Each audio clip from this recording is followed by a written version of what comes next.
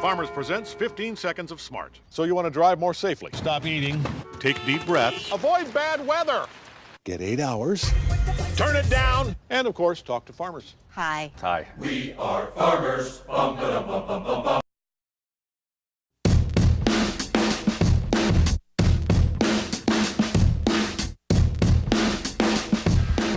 More and more Americans are either turning away from the corporate world or being turned away. They are reinventing themselves by becoming entrepreneurs, starting their own businesses, taking on a whole new risk to live the new American dream.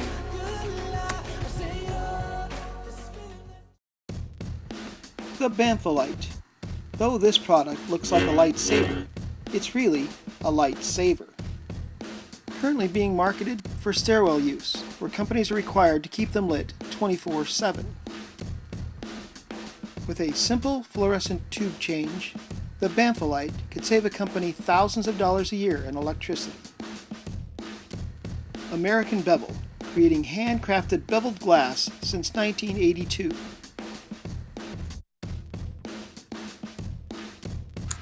Tyler Co., creator of the Slab Light, the ultimate solution for backlighting translucent decorative stone and solid surface countertops.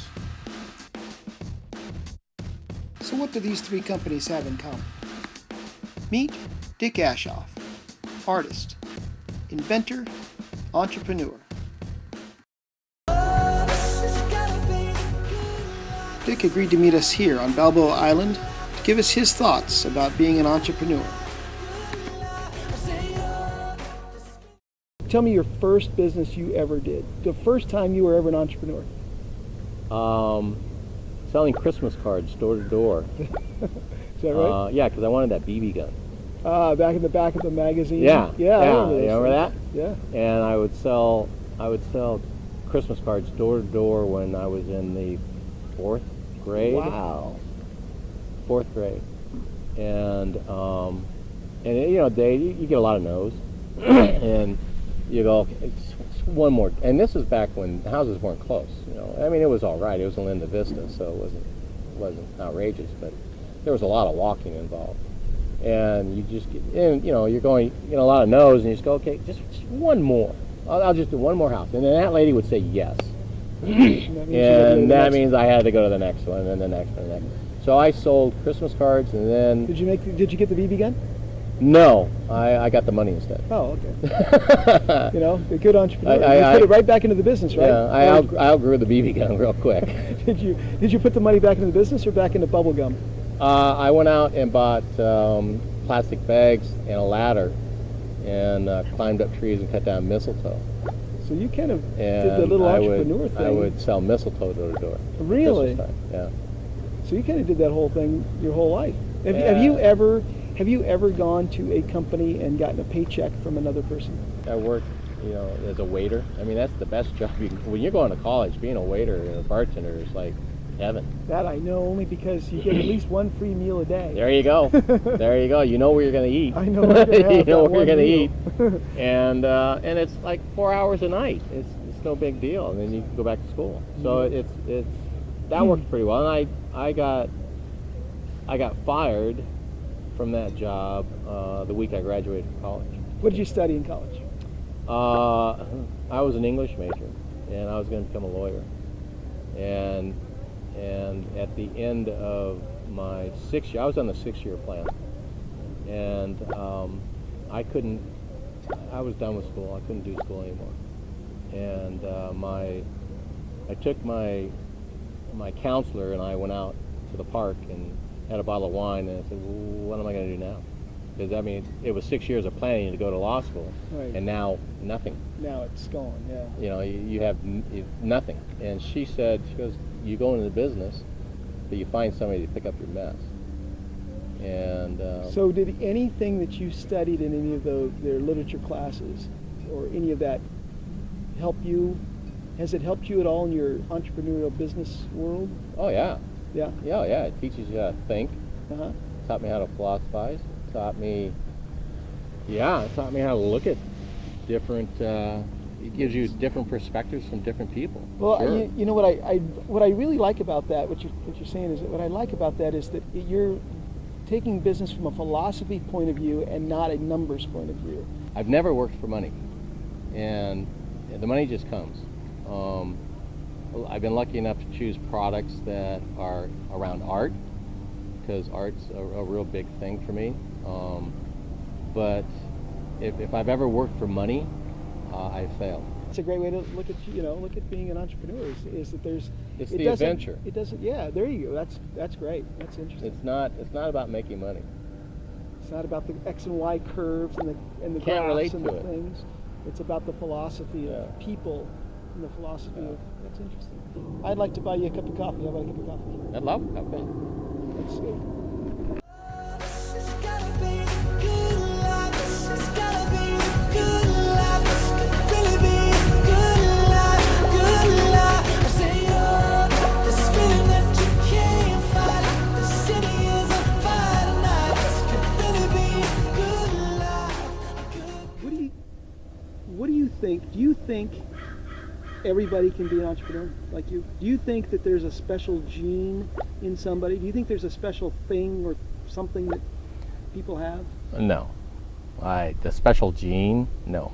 No, I think, first of all, I don't really like the term entrepreneur, because it's just, I just don't like it. I think everybody's an entrepreneur. I mean, you got to get up in the morning and go to work, and that's what you do. And it takes effort to do that. Whether you work for somebody or whatever, you're contributing to the world.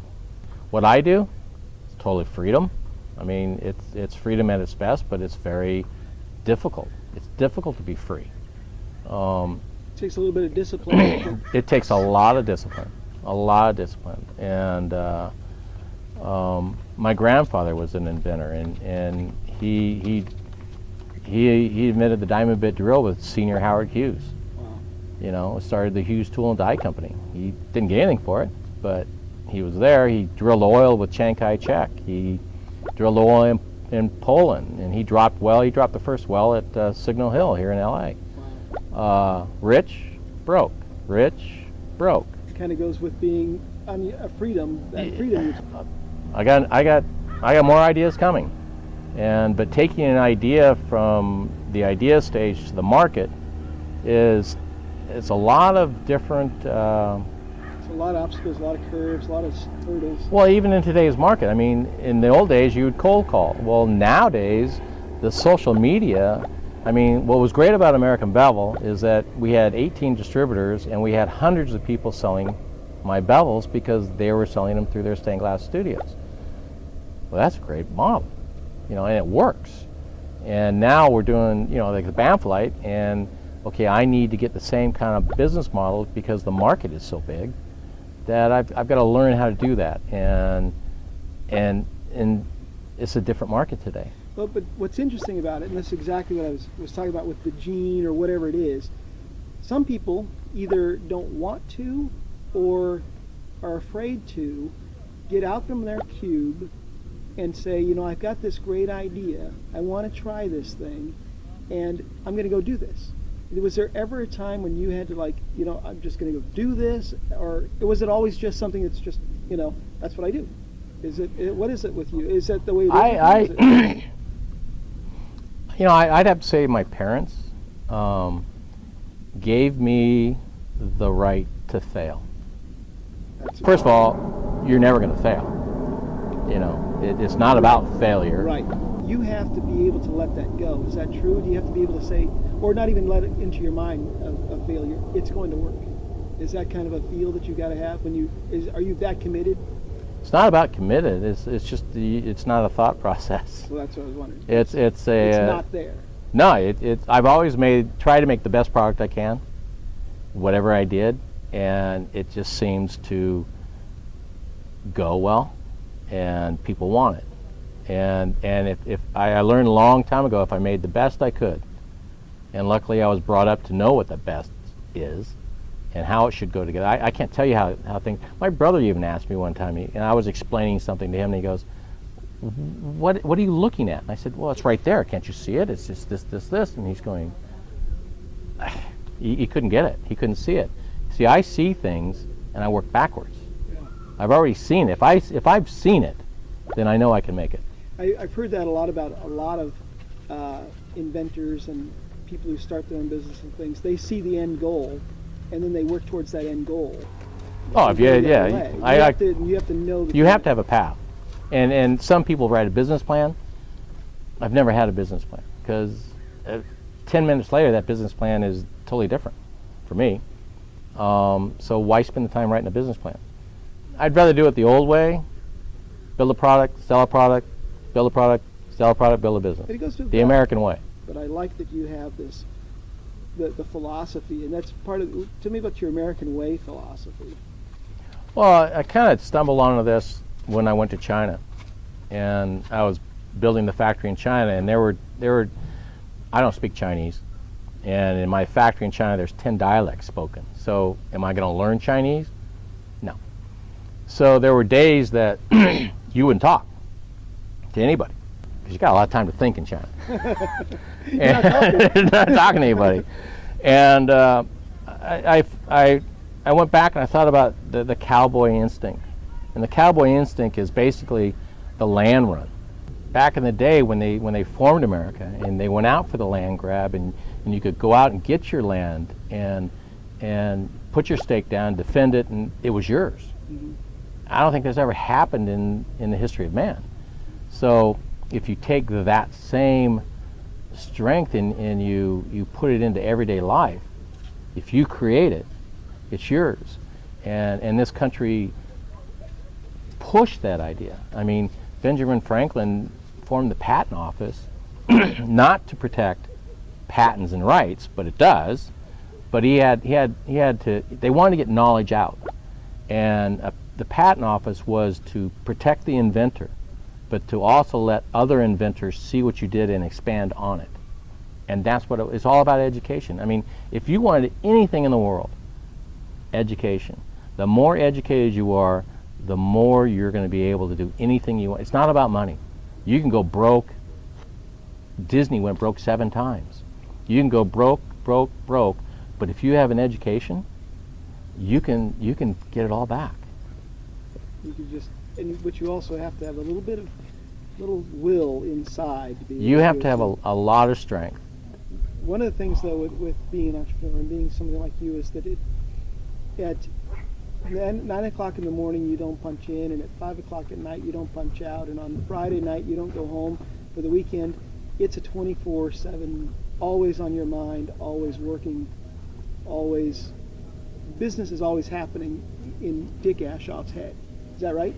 The journey is 24/7, and people have said, God, you work hard, and I said, I've never worked a day in my life.